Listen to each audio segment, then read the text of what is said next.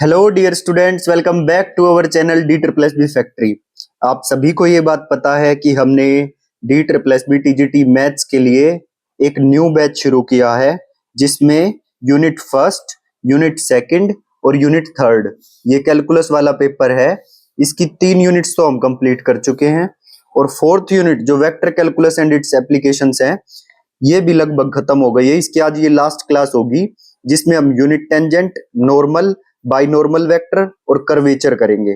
ठीक है, और ये जो इंटीग्रेशन ऑफ वेक्टर फंक्शंस बच गया था इसको भी थोड़ा सा समझा देंगे। बाकी है तो ये बिल्कुल डिफरेंशिएशन के जैसे ही सेम, बट इसको भी बता दिया जाएगा। ठीक है, तो चलिए शुरू करते हैं आज की क्लास। सो ये है फिजिकल इंटरप्रिटेशन। पहले ये आरटी वेक्टर है और ये आरटी वेक्टर क्या है? Position vector of a particle at a time T. मैं एक बार इसको डायग्राम से समझाता हूं। जैसे मान लो ये एक्स एक्सिस है, ये वाई एक्सिस है और ये जेड एक्सिस है। ठीक है, और यहां पर कोई पार्टिकल है, मान लिया वो पार्टिकल पी है किसी टाइम टी पर।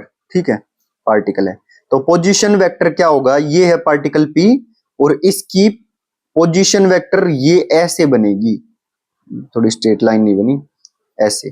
ठीक है, तो ये इसका पोजीशन वेक्टर होगा। क्लियर? आई होप समझ में आ गया होगा।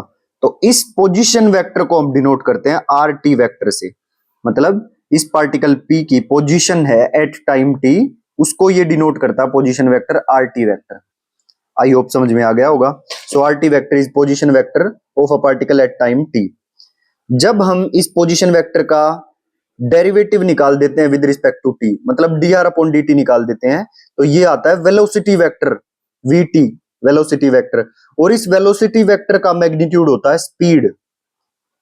इसको अगर हम 2 डंडों से दिखाते हैं ऐसे, तो उसको बोलते हैं नॉर्म। और अगर ऐसे सिंगल बॉक्स में पैक करते हैं, सिंगल डंडों में, तो उसको बोलते हैं मैग्नीट्यूड। बट निकलते वेक्टर के दोनों सेम ही हैं। जिस तरह से मैग्नीट्यूड निकलता है उसी तरह से नॉर्म निकलता है। ठीक है, तो मैग्नीट्यूड बोलो या नॉर्म बोलो, एक ही बात है। सो वेलोसिटी वेक्टर का मैग्नीट्यूड क्या होगा? स्पीड के बराबर। इस वेलोसिटी वेक्टर का एक बार और डेरिवेटिव कर दो, मतलब इस D R by D T का एक बार और डेरिवेटिव कर दो। So D two R upon D T two, ये होगा एसेलरेशन वेक्टर। वेलोसिटी का डेरिवेटिव एसेलरेशन ही तो होता है, सो ये होगा एसेलरेशन वेक्टर। ठीक है, सो पोजीशन वेक्टर भी एक वेक्टर क्वांटिटी है और ये वेलोसिटी वेक्टर भी एक वेक्टर क्वांटिटी है और एसेलरेशन वेक्टर भी एक वेक्टर क्वांटिटी है, लेकिन स्पीड जो है वो स्केलर है। ठीक, अब डायरेक्शन ऑफ मोशन अगर मेरे को निकालनी है, डायरेक्शन ऑफ मोशन, सो जो मेरा वेलोसिटी वेक्टर आया था ना, जो मेरा वेलोसिटी वेक्टर आया था उसका यूनिट वेक्टर निकाल दूंगा तो डायरेक्शन ऑफ मोशन आ जाएगी। सो वीटी का यूनिट वेक्टर निकालना है तो उसको वी कैप से लिख लेते हैं। So this is equal to V vector upon V vector का मैग्नीट्यूड। समझ आ गया? इस तरह से डायरेक्शन ऑफ मोशन निकाली जाती है। अब आ जाओ टेंजेंट वेक्टर पे। यूनिट टेंजेंट पे जाने से पहले हमको टेंजेंट वेक्टर करना पड़ेगा। इस टेंजेंट वेक्टर की नोटेशन होती है D R vector at point T naught. निकलेगा कैसे ये डी आर वेक्टर यानी कि tangent vector? So D R vector is equal to जो भी मेरा वेक्टर फंक्शन गिवन होगा उसका डेरिवेटिव करेंगे और उसमें टी नोट पॉइंट, जिस पॉइंट पे निकालना है वो पॉइंट टी नोट पुट कर देंगे, तो ये हमारा टेंजेंट वेक्टर निकल के आ जाएगा। तो सिंपल सी बात है, टेंजेंट वेक्टर निकालने का तरीका, जो वेक्टर फंक्शन दिया है उसका डेरिवेटिव करो और टी नोट पुट कर दो, जिस पॉइंट पे निकालना है वो पुट कर दो, टेंजेंट वेक्टर आ जाएगा। चलो एक एग्जांपल से समझते हैं, देखना आपको अच्छे से समझ आएगा। Capital F T is equal to e की power 2t i cap plus t square minus t j cap plus l n t के कैप। ये मुझे वेक्टर फंक्शन गिवन है at t is equal to 0.2। इस पे हमें क्या निकालना है? Find tangent vector. Tangent vector अभी अभी सिखाया है, जो ये एफ टी गिवन है इसका डेरिवेटिव करो और इसमें 0.2 पुट कर दो। तो इसका डेरिवेटिव हमने निकाल लिया और इसमें फिर t की जगह 0.2 पुट कर दिया, ये आंसर आ गया। सो this is D R vector. इस तरह से लिखो या एफ डैश 0.2 इस तरह से लिखो, एक ही बात है, वो टेंजेंट वेक्टर आ गया। ठीक, बट हमारे सिलेबस में क्या है?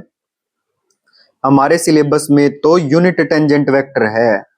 ठीक है, लेकिन उसको करने से पहले एक बार ये स्मूथ कर्व हमको समझनी पड़ेगी कि ये स्मूथ कर्व क्या होती है।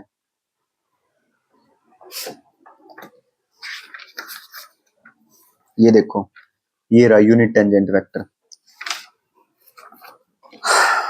ये यूनिट टेंजेंट वेक्टर फिर अगले पेज पे आएगा ये टॉपिक। एक बार हमको कर्व समझनी है कि कर्व क्या होंगी, ठीक है। स्मूथ कर्व, तो देखो स्मूथ कर्व, एफ टी एक वेक्टर फंक्शन है, is smooth on any interval T. ये एफ टी वेक्टर किसी इंटरवल टी पर स्मूथ जब कहलाएगा where D F upon D T is continuous, मतलब इसका डेरिवेटिव कॉन्टिन्यूस होना चाहिए और इसका डेरिवेटिव नॉन जीरो होना चाहिए फॉर ऑल टी।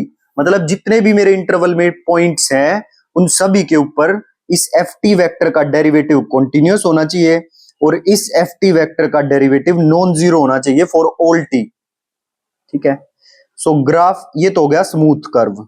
तो कर्व होगी स्मूथ अगर इस वेक्टर फंक्शन का डेरिवेटिव कॉन्टिन्यूस है और इस वेक्टर फंक्शन का डेरिवेटिव नॉन जीरो है फॉर ऑल टी, तो वो हो जाएगी कर्व स्मूथ कर्व, ठीक। अब बात करते हैं पीस वाइज स्मूथ क्या होगी।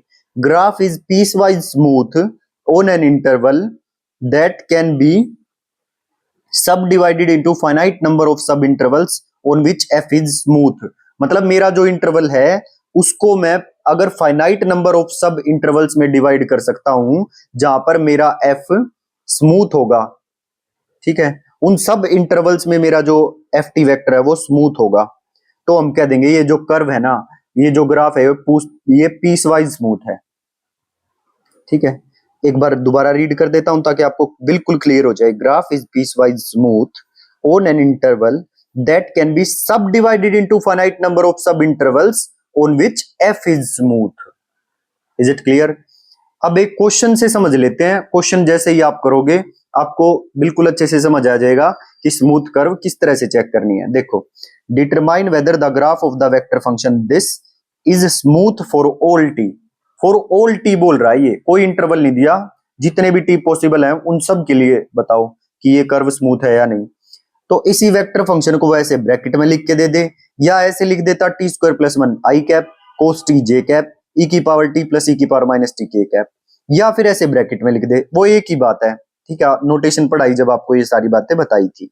हमें क्या करना है, पहले हमें इसका डेरिवेटिव निकालना पड़ेगा, तभी तो ये df बाई dt को हम कंटिन्यूस चेक करेंगे। पहले df बाई dt तो निकालो, विद रिस्पेक्ट टू t इसको डिफरेंशिएट करो, तो इसका डेरिवेटिव आ गया 2t, इसका डेरिवेटिव आ गया माइनस साइन टी, और इसका डेरिवेटिव आ गया e t, और e की पावर माइनस टी का e की पावर माइनस टी और माइनस टी का -1, तो ये माइनस हो जाएगा, ठीक है। अब देखो ये भी कॉन्टिन्यूस क्योंकि लीनियर फंक्शन है, साइन टी भी कॉन्टिन्यूस होता है और एक्सपोनेंशियल भी कॉन्टिन्यूस होता है, ठीक है। सो इसका ग्राफ भी क्या आएगा, continuous continuous continuous continuous minus continuous continuous function. इतनी बात समझ में आ गई। तो ये पूरा df बाई dt या f डैश टी बोलो, दोनों कुछ भी बोलो, मतलब f डैश टी बोलो या df बाई dt बोलो, एक ही बात है। तो ये सारा कॉन्टिन्यूस है, तो कॉन्टिन्यूस तो हो गया चेक, ठीक। अब चेक करना है क्या ये df by dt non zero है फॉर ऑल टी। देखते हैं, f डैश टी कॉन्टिन्यूस है but f dash zero, t की जगह जब हम t की वैल्यू जीरो पुट करते हैं तो ये भी जीरो बन गया, ये भी जीरो बन गया, और e की पावर जीरो 1, e की पावर माइनस जीरो, ये भी 1, 1 माइनस 1 जीरो, तो ये कंप्लीट जीरो बन गया df बाई dt जीरो पे। सो df by dt non zero चाहिए था but df by dt zero पे जीरो बन गया, so it is not smooth. क्यों? क्योंकि हर एक t के लिए नॉन जीरो होना चाहिए, ठीक है। आई होप समझ में आ गया होगा। तो स्मूथ कर्व है या नहीं ये कैसे चेक करना है, ये बात भी आपको क्लियर हो गई। मतलब कोई भी पॉइंट ऐसा नहीं होना चाहिए जिसपे df बाई dt जीरो बने। अब एक और तरीका है ग्राफ से भी चेक करने का, तरीका है स्मूथ कर्व है या नहीं ये चेक करने का। मतलब जो फंक्शंस हैं उनका अगर आपको ये पता हो, ग्राफ पता हो, तो आप उस ग्राफ को देख के बता सकते हैं कि कर्व स्मूथ है या नहीं।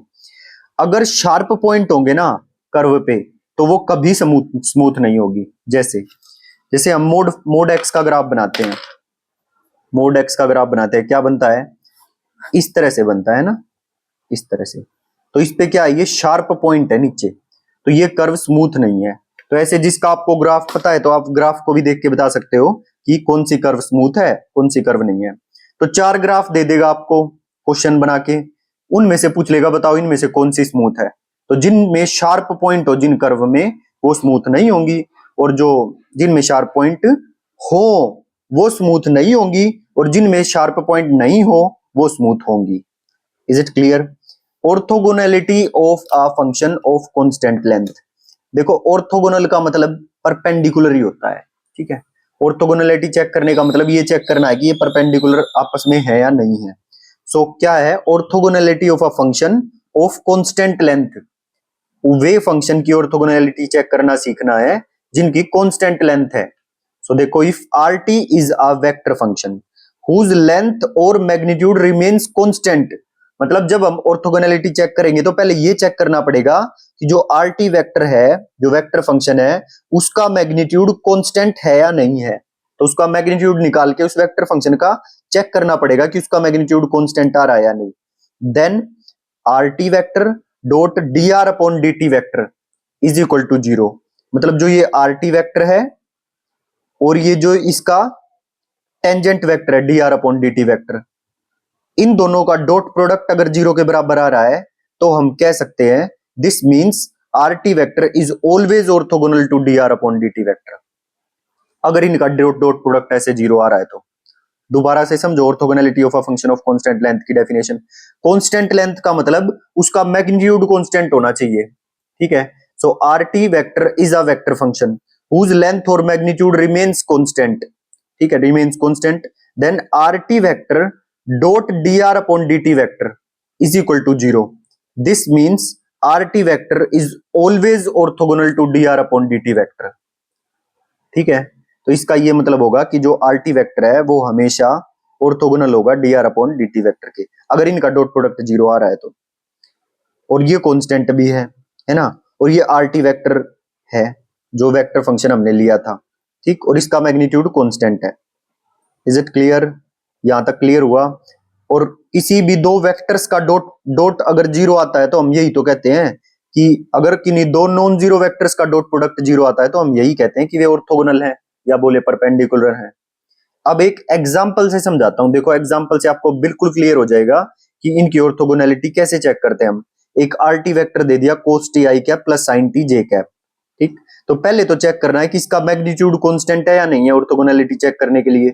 सो r वेक्टर का मोड मैंने निकाला तो ये होगा अंडर रूट इसका square cos square t plus sin square t। ये cos square t plus sin square t 1 होता है, सो 1 का अंडर रूट 1, तो कांस्टेंट आ गया मैग्नीट्यूड, ठीक है।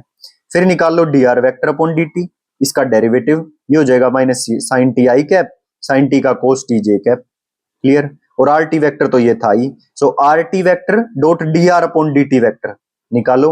अगर इन दोनों का डॉट प्रोडक्ट 0 आ जाता है तो हम कहेंगे vector and its derivative are perpendicular या vector and its derivative are orthogonal. बस, तो हमने इनका इसका और इसका डॉट प्रोडक्ट कर लिया, cos t into minus sine T cos t into minus sine T plus sin t into cos t sin t into cos t। और दो वेक्टर्स का डॉट प्रोडक्ट हमेशा स्केलर आता है तो इसमें आई कैप जे कैप ये नहीं आएंगे, ये बात आपको पहले भी बता रखी है। सो ए डॉट बी और बी डॉट ए बराबर होते हैं, है ना। So cos t into minus sine T लिखो या sin t into cos t लिखो, मतलब इनको आगे पीछे लिखो, एक ही बात है वो। तो ये हो जाएगा minus sine T into cos t, ये sin t into cos t, इससे ये कट जाएगा, 0 आंसर आ जाएगा। सो rt वेक्टर और dr अपॉन dt वेक्टर 0 के बराबर आ गया। So vector and its derivative are perpendicular या बोलो vector and its derivative are orthogonal. ऐसे चेक करनी थी, बस इजी है बिल्कुल। कोई भी वेक्टर दे दे अब उसका आप आराम से निकाल सकते हो, मैग्नीट्यूड चेक करो कांस्टेंट है या नहीं, फिर उसका डेरिवेटिव निकाल लो, दोनों की डॉट प्रोडक्ट करके 0 आ रही है तो है, नहीं आ रही तो नहीं है। चलो अब नेक्स्ट पे चलते हैं, वेक्टर इंटीग्रल। ये भी छोटा सा टॉपिक है, इसको भी कर ही लेते हैं जो मेन पार्ट है। देखो जैसे डेरिवेटिव के रूल्स थे वही सब इंटीग्रेशन के रूल्स होंगे, बस इसमें थोड़ा सा फर्क आएगा, वो मैं आपको बता देता हूं। अगर मान लो मेरा ये एफ वेक्टर है, f1t i cap f2t small f है, ये small f1t i cap small f2t j cap small f3t k cap, ठीक है। अब ये मेरा वेक्टर फंक्शन है ft dt। अगर मेरे को इसका इंटीग्रेशन करना है तो मुझे इसका भी इंटीग्रेशन करना पड़ेगा f1t dt i कैप, इसका भी इंटीग्रेशन करना पड़ेगा integration f2t dt j cap, और इसका भी इंटीग्रेशन निकालना पड़ेगा f3t dt k कैप। और क्योंकि ये इनडेफिनेट इंटीग्रल है, डेफिनेट इंटीग्रल नहीं है, तो इसलिए कांस्टेंट वेक्टर भी साथ में जुड़ेगा, सी वेक्टर। आ गई बात समझ में? अगर ये डेफिनेट इंटीग्रल होता तो ये कांस्टेंट वेक्टर नहीं जुड़ता। अब जैसे एग्जांपल है, find 0 to pi T I cap plus 3 J cap minus sine T के कैप dt, ठीक है। सो इसका हम क्या करेंगे, इंटीग्रेशन करेंगे। सबसे पहले इस टी का इंटीग्रेशन होगा t²/2 और लिमिट पुट होगी 0 to pi I cap plus 3 का integration 3t 0 to pi J cap plus sign T का इंटीग्रेशन होता है माइनस कोस टी और माइनस माइनस हो जाएगा plus plus cos t 0 to पाई, क्योंकि लिमिट 0 to पाई है तो 0 to पाई के कैप। सोल्व कर दो, आंसर आ जाएगा। बस कुछ नहीं करना, लिमिट पुट करके और आई कैप जे कैप ऐसे ही आएंगे और आंसर आ जाएगा। आगे देखो, आपको बताया गया था कि आर टी वेक्टर का डेरिवेटिव हम विद रिस्पेक्ट टू टी करते हैं तो वेलोसिटी वेक्टर आता है। वेलोसिटी वेक्टर का इंटीग्रेशन कर दो तो आर टी वेक्टर आ जाएगा। ठीक है, अगर डेरिवेटिव करने पर वीटी वेक्टर आता है तो इंटीग्रेशन करने पर आर टी वेक्टर आ जाएगा और साथ में कांस्टेंट वेक्टर आएगा अगर इनडेफिनिट इंटीग्रल है तो। अब ऐसे ही वेलोसिटी वेक्टर है, वेलोसिटी वेक्टर का डेरिवेटिव करने पर एक्सेलरेशन वेक्टर आता है, एक्सेलरेशन वेक्टर का इंटीग्रेशन कर दो वेलोसिटी वेक्टर आ जाएगा, साथ में कांस्टेंट वेक्टर ऐड करना पड़ेगा। बस नोट है, always add constant vector of integration after integrating. Integrate करने के बाद कांस्टेंट वेक्टर को जोड़ना नहीं भूलना है। ठीक है, अब आ जाइए, अब शुरुआत होती है अपने मेन टॉपिक्स की। अभी तक बनाया आपका बेस। ठीक, अब जो आज हमने टॉपिक करने हैं अब उनकी शुरुआत होती है यूनिट टेंजेंट, यूनिट नॉर्मल और बाइनॉर्मल वेक्टर और कर्वेचर। ये चार चीजें हमको करनी है। तो शुरुआत करते हैं यूनिट टेंजेंट की। अरे भाई कुछ भी नहीं है इसमें, टेंजेंट वेक्टर निकालना सीख लिया ना, उसी का ही यूनिट वेक्टर निकाल दो, यूनिट टेंजेंट हो जाएगा। देखो नाम में ही सब कुछ छुपा हुआ है, कितना अच्छे से आपको बताया है कि टेंजेंट वेक्टर कैसे निकालना है। तो टेंजेंट वेक्टर निकालना आ गया तो उसी का यूनिट वेक्टर निकाल दो, यूनिट टेंजेंट वेक्टर आ जाएगा। जैसे दिखाता हूं आपको, चिंता मत करो बिल्कुल। जैसे आर टी वेक्टर है, ठीक है, सो एक्स टी आई cap plus y t j cap plus z t के कैप, ये एक पोजीशन वेक्टर मैंने ले लिया। ठीक है, तो D R vector upon D T, इस तरह से टेंजेंट वेक्टर निकलता है जो कि वेलोसिटी वेक्टर के बराबर होता है। तो इसका डेरिवेटिव करो with respect to t, d x upon D t I cap, इसका डेरिवेटिव करो d y upon D t j cap और इसका डेरिवेटिव करो d z upon D t के कैप। तो ये निकल के आ गया टेंजेंट वेक्टर, कोई दिक्कत नहीं है। So the VT vector is tangent to the curve at RT vector।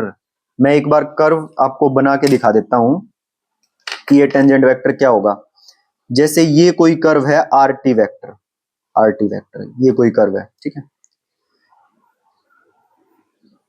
तो इस पॉइंट पर ये कोई पॉइंट है, ठीक, तो इस पॉइंट पर मुझे ये इस तरह से जाएगा tangent vector.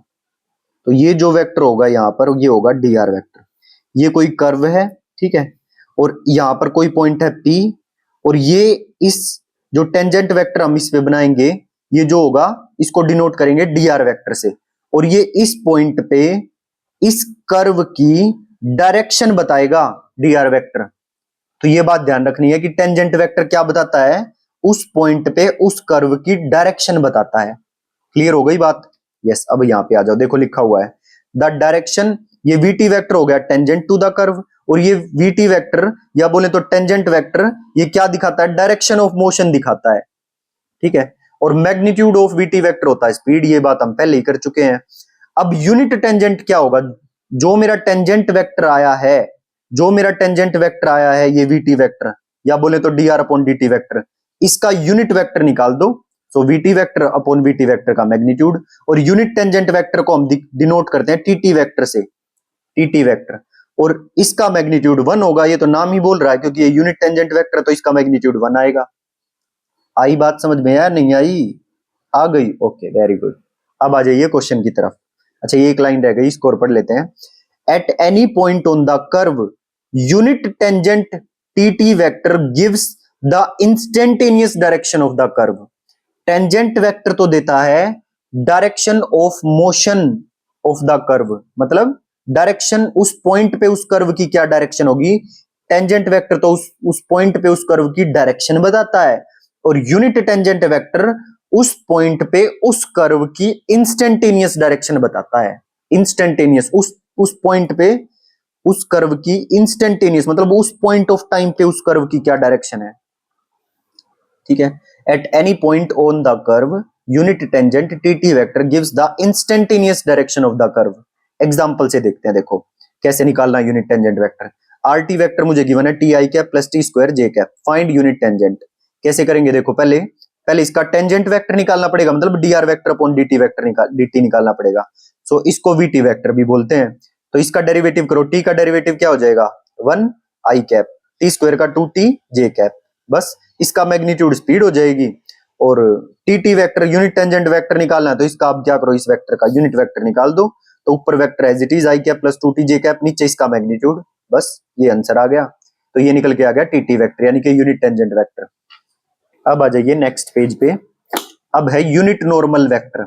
Unit normal vector, तो यूनिट नॉर्मल वेक्टर कैसे निकलेगा, फिर यूनिट बाई नॉर्मल वेक्टर कैसे निकलेगा। तो यूनिट नॉर्मल वेक्टर समझो पहले, the unit normal vector tells the direction in which the curve is turning, मतलब किस डायरेक्शन में कर्व मोड़ ले रही है, किस डायरेक्शन में कर्व टर्न ले रही है, ये कौन दिखाएगा, यूनिट नॉर्मल वेक्टर दिखाएगा।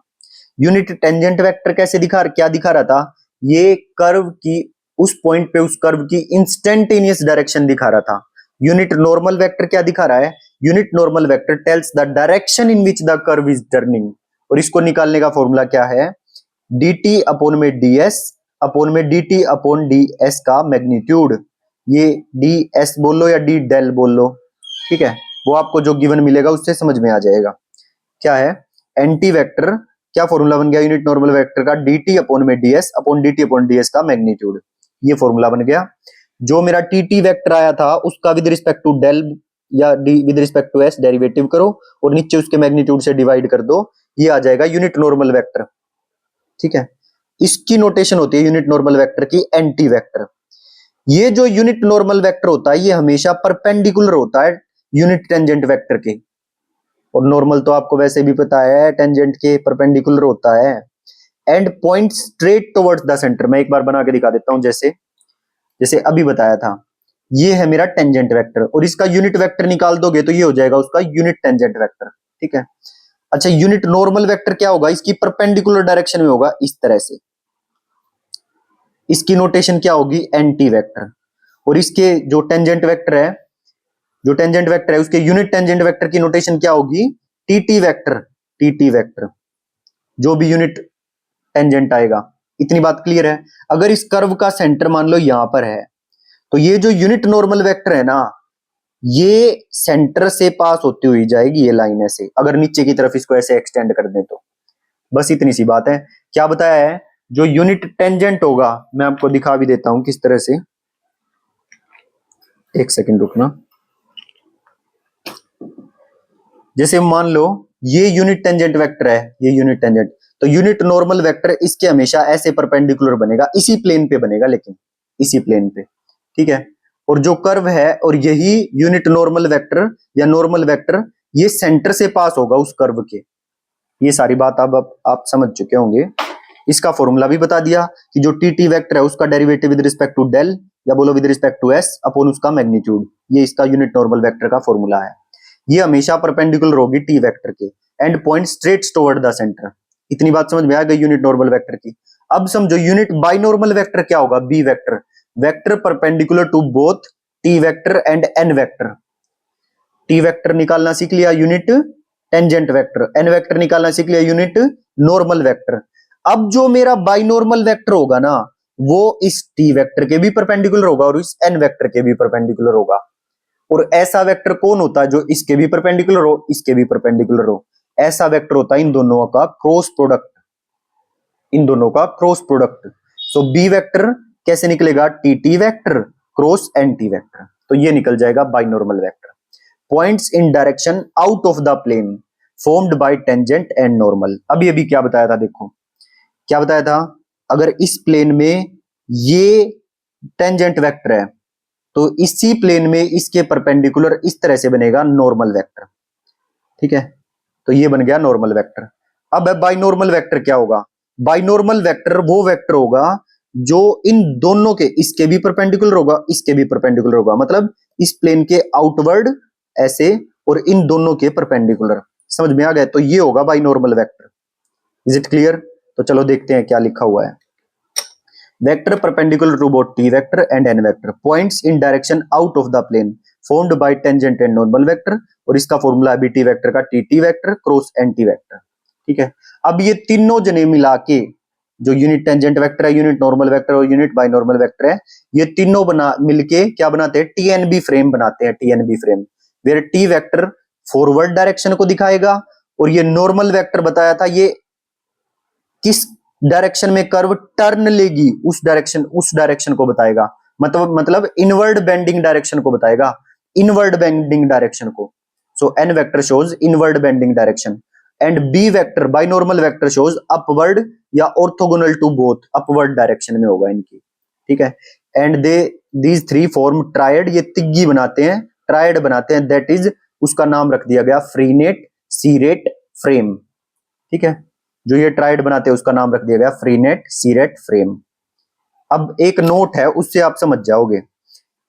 Think of an airplane flying along a path, एक एयरप्लेन जा रहा है, जो उस एयरप्लेन की नोज होगी ना, नोज, जैसे मान लो ये एयरप्लेन है, तो ये एयरप्लेन की जो आगे की ये नोज है, ये तो दिखाएगी, जो नोज है ये दिखाएगी टेंजेंट वेक्टर, जो ये नोज है, ठीक है। अच्छा, जो इस प्लेन के विंग्स हैं, जैसे ये प्लेन के विंग्स हैं, ये भी तो इसी मतलब प्लेन में होंगे, तो ये विंग्स दिखाएंगे किसको, विंग्स को कौन दिखाएगा, नॉर्मल वेक्टर दिखाएगा, एन वेक्टर। और इसकी जो वर्टिकल अपवर्ड डायरेक्शन होगी इस तरह से ऊपर, मतलब दोनों के परपेंडिकुलर, वो वर्टिकल अप डायरेक्शन दिखाएगा बाई नॉर्मल वेक्टर। बिल्कुल क्लियर हो जानी चाहिए ये बात। फिर से देखो एक और note, unit tangent shows upward नहीं, shows forward direction of the curve, unit tangent. Unit normal shows curvature direction, points towards centre of the curve, ठीक है। And binormal vector normal to the osculating plane, ये normal होता है उस osculating plane के जिसमें ये दोनों थे। It indicates twisting of curve in 3D, तो ये लाइन ध्यान रख लेना, ये क्या दिखाता है बाइनॉर्मल वेक्टर, ये ट्विस्टिंग ऑफ कर्व दिखाता है इन 3D में, ठीक है। इन दोनों के नॉर्मल होता है, और इस लाइन को याद रख कर लेना कि बाइनॉर्मल वेक्टर ट्विस्टिंग ऑफ कर्व दिखाता है 3D में। तो ये तीनों चीजें क्लियर हो गई। अब एक चीज बची है हमारी, ये है curvature of a curve, curvature of a curve. अब ये कर्वेचर क्या होती है, देखो पहले तो समझते हैं कि ये कर्वेचर है क्या। Curvature measures how sharply a curve bends at a particular point, मतलब किस पॉइंट पे कितनी शार्पली कोई कर्व बेंड हो रही है, ठीक, तो वो दिखाती है कर्वेचर। जो हमारी स्ट्रेट लाइन है ना, उसका कर्वेचर होता है 0, क्योंकि उसमें कोई बेंडिंग ही नहीं है। जो सर्कल है उसका कर्वेचर होता है कांस्टेंट, हर पॉइंट पर कांस्टेंट, मतलब जितनी बेंडिंग उस सर्कल की यहां पर होगी, उतनी ही कर्वेचर उस सर्कल की अगले पॉइंट पर होगी, उतनी कर्वेचर दूसरे पॉइंट पर होगी, मतलब हर पॉइंट पर कांस्टेंट कर्वेचर होता है, ठीक है। तभी तो वो प्रॉपर सर्कल बन पाता है। So a circle has constant curvature everywhere, तो ऐसे क्वेश्चन बना के पूछ सकता है वो, तो जिसने कर्वेचर पढ़ा होगा उसी को आएगा समझ में, नहीं तो फिर वो कहेगा कि ये तो पता नहीं कहां से पूछ लिया। The smaller the circle the greater is the curvature, जितना छोटा सर्कल होता जाएगा तो उतनी ही कर्वेचर ज्यादा होती जाएगी। पर भले छोटा सर्कल हो उसमें कर्वेचर ज्यादा है, बट हर पॉइंट पे सेम रहेगी, ठीक है। और जो बड़ा सर्कल है उसमें कर्वेचर कम भले हो, पर हर पॉइंट पर जितनी भी होगी वो हर पॉइंट पर सेम रहेगी, ठीक है। So curvature tells how fast the tangent direction changes, ये कर्वेचर ये दिखाता है कि कितनी फास्टली टेंजेंट की डायरेक्शन चेंज हो रही है as we move along the curve, जैसे जैसे हम कर्व के अलोंग चलते जाएंगे। अब एक और डायरेक्शन डेफिनेशन है, let s is equal to arc length parameter of curve. ये एस क्या है, arc length parameter of curve है ये एस, ठीक है। So r vector with respect to s, इस तरह से हम इसको लिख लेते हैं। एक बार सुनो ध्यान से, ऐसी कोई बड़ी बात नहीं है, बस थोड़ी सी देर एक बार समझा करो, पहले ही वो मत हो जाया करो कि पता नहीं क्या आ गया। बहुत आसान है, देखो एस को क्या मान लिया मैंने, आर्क लेंथ पैरामीटर मान लिया अपनी कर्व का, ठीक। जैसे हम आर टी ले रहे थे, जैसे हम are T vector T time ले रहे थे पैरामीटर, अब की बार वो पैरामीटर एस मान लिया, आर्क लेंथ पैरामीटर ले लिया एस, ठीक है। सो अब पैरामीटर अगर मैंने एस लिया है तो वो वेक्टर आर वेक्टर एस इस तरह से दिखाना पड़ेगा, तो उसमें यूनिट टेंजेंट वेक्टर कैसे निकलेगा, T S vector with respect to S करना पड़ेगा, ये हो जाएगा D R vector upon S, D R vector upon S, तो ये यूनिट टेंजेंट वेक्टर आ जाएगा, ठीक है।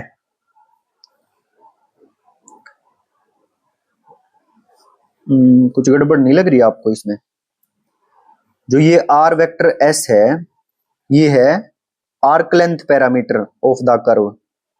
तो हमने क्योंकि ये पैरामीटर एस ले लिया था, सो आर वेक्टर एस वेक्टर आ जाएगा।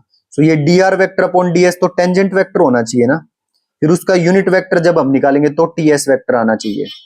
तो चलो मैं इस चीज को आपको क्लियर कर दूंगा, बाकी अभी के लिए आप जो लिखा है इसी को देख लीजिए। फिर एक डेफिनेशन है कर्वेचर की, जिसकी नोटेशन ये के होता है और ये के का पैर थोड़ा ऊपर सा उठाया हुआ है, ठीक है। सो के इस तरह से ये छोटा सा के बनता है और नीचे से ये ऊपर की तरफ उठाना होता है, ये होती है कर्वेचर की notation. Rate of change of tangent vector with respect to arc length, rate of change of tangent vector with respect to arc length, कितना चेंज आया, कितना चेंज आया, rate of change of tangent vector, rate of change of tangent vector मतलब time के साथ साथ tangent vector में कितना चेंज आया with respect to arc length, time के साथ मतलब with respect to arc length tangent vector में कितना चेंज आया, विद रिस्पेक्ट टू टाइम नहीं, with respect to arc length, क्योंकि अगर हम विद रिस्पेक्ट टू टाइम ले लें तो विद रिस्पेक्ट टू टी होता डेरिवेटिव, लेकिन अब with respect to arc length है, तो with respect to arc length tangent vector में कितना चेंज आया, वो होती है उसकी कर्वेचर। आ गई बात समझ में? Rate of change of tangent vector with respect to arc length, arc length के रिस्पेक्ट में टेंजेंट वेक्टर में कितना चेंज आया, वो होती है उसकी कर्वेचर। और इसका सिंपल सा फॉर्मूला होता है, जो ये टी निकल के आया है इसका derivative with respect to S करना होता है और इसका मोड, ये हो गई कर्वेचर का फॉर्मूला। आ गई बात समझ में? एस क्या थी? Arc length. मैं इसको कंफर्म भी कर दूंगा एक बार, बट आप अभी के लिए इसको ऐसे ही याद कर लो, ठीक है। एस क्या है? आर्क लेंथ पैरामीटर है ऑफ कर्व, और आर वेक्टर एस, हम पैरामीटर एस को ले रहे हैं, आर्क लेंथ को ले रहे हैं, तो आर वेक्टर एस बनेगा, ठीक है। सो टेंजेंट वेक्टर क्या आएगा? Tangent vector D R vector upon D S, D R vector upon D S, ठीक है। अब कंफ्यूजन बस इसमें इतना सा है कि क्योंकि ये तो यूनिट टेंजेंट की नोटेशन होती थी ना, और यूनिट टेंजेंट की नोटेशन के लिए तो हमें जो ये टेंजेंट वेक्टर आया है इसका यूनिट वेक्टर निकालना होगा, तब ये यूनिट आएगा, है ना। तो बट मैं इसको देख लूंगा, कंफर्म कर लूंगा, अभी के लिए आप इसको ऐसे ही याद कर लो। कर्वेचर के rate of change of tangent vector with respect to arc length, ये कर्वेचर की डेफिनेशन हो गई कि टेंजेंट वेक्टर का change with respect to arc length, वो होती है कर्वेचर, ठीक है। और टेंजेंट वेक्टर क्या था? टेंजेंट वेक्टर मेरा ये D R vector upon D S, ये टेंजेंट वेक्टर आया था, है ना, जिसको हमने टी एस से दिखाया था इस टेंजेंट वेक्टर को। तो इसी का change with respect to S, तो ये जो टी एस वेक्टर आया है इसका अगर हमने चेंज निकालना है विद रिस्पेक्ट टू एस, तो इसका डेरिवेटिव करना पड़ेगा विद रिस्पेक्ट टू एस, क्योंकि डेरिवेटिव का मतलब ही क्या होता है? चेंज, कितना चेंज आया, ठीक है। तो चेंज इन टेंजेंट वेक्टर दिखाना था with respect to arc length, तो टेंजेंट वेक्टर ये था जिसको हमने टी एस वेक्टर से दिखाया है, तो इसका डेरिवेटिव करना विद रिस्पेक्ट टू एस और उसका मैग्नीट्यूड, ये हो जाएगी कर्वेचर। तो ये कर्वेचर आ जाएगी कि मैग्नीट्यूड आ जाएगा कि कितना चेंज हुआ। आई होप समझ में आ गया होगा, समझ आ गया। बस इतनी सी दिक्कत है कि यहां पर अगर वो ये यूनिट ना लिख के सिर्फ टेंजेंट वेक्टर लिख देता तो भी ये बात बिल्कुल ठीक हो जाती, ठीक है। टेंजेंट वेक्टर तो ऐसे ही निकलता है ना, आर वेक्टर एस वेक्टर का डेरिवेटिव करके, पैरामीटर एस है तो विद रिस्पेक्ट टू एस कर रहे हैं, तो ये आ गया टेंजेंट वेक्टर। अब ये टेंजेंट वेक्टर का चेंज निकालना हमको विद रिस्पेक्ट टू एस, तो हमने इस टेंजेंट वेक्टर को टी एस से डिनोट किया था, तो इस टी एस का डेरिवेटिव करना पड़ेगा विद रिस्पेक्ट टू एस, तो ये आ जाएगी कर्वेचर। देखो भाई मैं बिल्कुल समझ सकता हूं कि काफी सारे फॉर्मूले हो जाते हैं, काफी सारी चीजें हो जाती हैं, बट आपको एक ही रामबाण चीज है जो आपको इन सब चीजों से, कि इतनी सारा सिलेबस हो गया, इतनी सारे फॉर्मूले हो गए, एक ही चीज बचा सकती है, वो है रिवीजन। जितनी बार रिवीजन करोगे आपके दिमाग में एक एक चीज छप जाएगी, एक एक फॉर्मूला छप जाएगा। लिख लिख कर रिवीजन करिए, बोल बोल कर रिवीजन करिए, जितना हो सकता है रिवीजन करिए। कंपटीशन को क्रैक करने का एकमात्र तरीका है, वो है रिवीजन। सिलेबस करो, रिवाइज करो मल्टीपल टाइम्स, आपका सिलेक्शन हो जाएगा, ठीक है। जिसने भी देखो, जो भी बच्चा यहां तक आया है, भागना नहीं है, पहले बात सुन के जाया करो। जो भी बच्चा यहां तक आया है वो हर कोई एक बार इस वीडियो को लाइक करे, वीडियो पे कमेंट करे, और जहां भी आप शेयर कर सकते हो तो शेयर जरूर करें। एक एक वीडियो बनाने में बहुत मेहनत लगती है, ठीक है। और चैनल को सब्सक्राइब ना किया तो चैनल को भी सब्सक्राइब कर लो, बेल आइकन दबा दोगे तो आपको क्लास की नोटिफिकेशन मिल जाएगी। ठीक है, तो मिलते हैं नेक्स्ट क्लास में। अब इसी के साथ आपकी ये यूनिट कंप्लीट हो चुकी है। ठीक है, अब ज्यादा नहीं करना है हमें इसमें, जो जैसा टॉपिक हो उसको वैसी ही अहमियत देनी है। हाँ, छोड़ना कुछ भी नहीं है, क्योंकि कल को क्या पता उसमें से भी पूछ ले। ठीक है, नहीं तो सिलेबस इतना है, आप देखना फिर आप, अगर हम एक एक टॉपिक को बिल्कुल एक एक बाइंडिंग भर दें तो ऐसे में कभी भी उस बच्चे का सिलेक्शन नहीं होगा। स्मार्ट वर्क करना पड़ता है, एक लिमिटेड कंटेंट करना पड़ता है, टू द पॉइंट, पेपर के हिसाब से। पेपर से एक लेवल 2 लेवल ऊपर जा सकते हैं हम, पर ऐसा नहीं कि इसी टॉपिक में हमको पीएचडी करनी है। इतना कर लेना कि आपका सिलेक्शन हो जाए। ठीक है, आ गई बात समझ में? सो मिलते हैं नेक्स्ट क्लास में। Till then bye bye, thank you.